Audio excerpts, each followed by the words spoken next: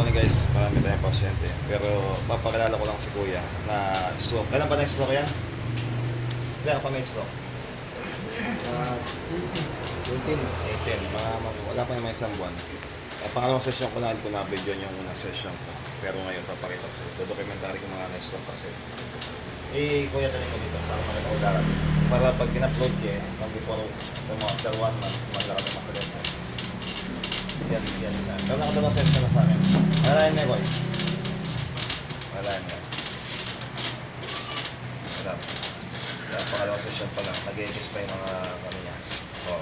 Lalay lang.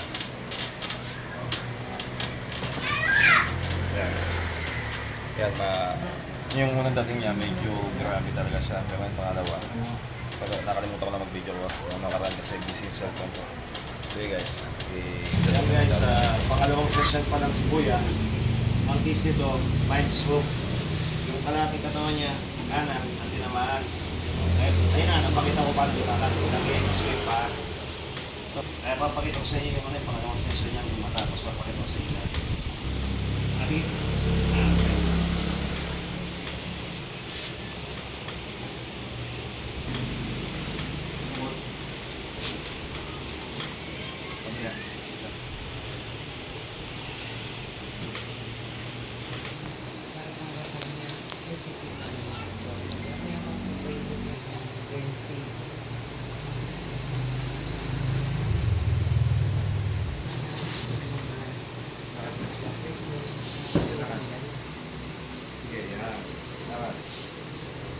Stop.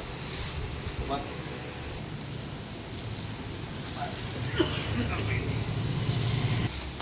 Guys, ang pangalawang session namin, papakita ko na sa mga ibang session pa namin. So ngayon, mag-documentary mo. Yan, guys, ito, natatandaan nyo si Kuya Nel.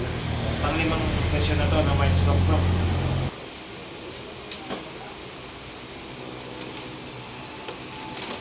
Sige, medyo. Go. Saya. 3. Pasto. 4. 5.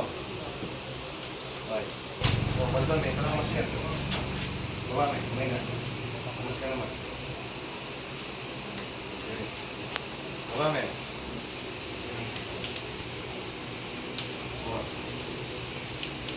5. At least medyo matatag na yung tayo ni Kuya dati. Hindi masyadong makatayo pa ito ngayon. Parang 5 session pa lang ito.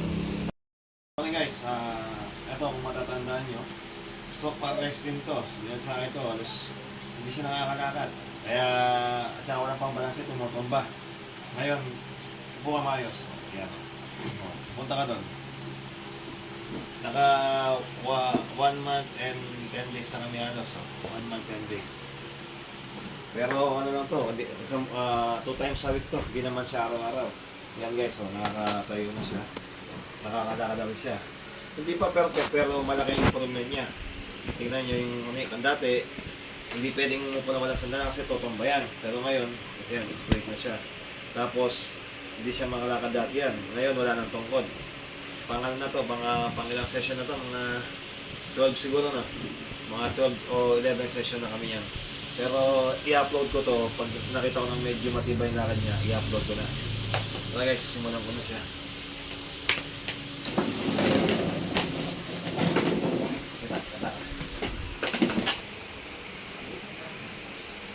Sige guys, mamaya pabibideo ko ulit paano siya exercise siya, paano siya yung mas mahirap na exercise na bibigay sa kanya. Sige, kagaya pa. Yan guys, ito pang 12 session namin to sa therapy kasi magmula ng 12 session hindi siya nakakalakad, hindi siya nakakaupo dahil wala siyang pambalanse. May sasample natin siya paano maglakad siya mag-exercise kami. Sige, punta namin tapos balik ka dito.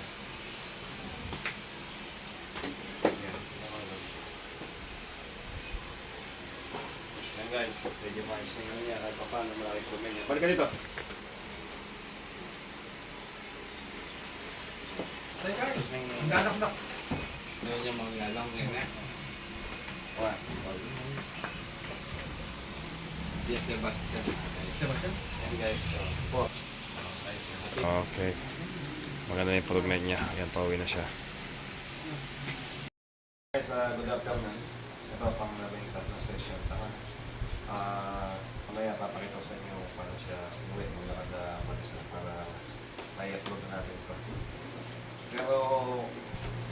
score niya, nasa 80% alis yung recovery niya. Konting lang na lang. Tapos muna natin pang labing tatlong session. Okay na. Sige, tanong na.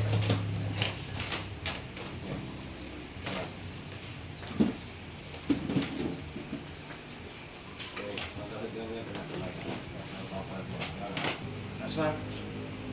Right, stop.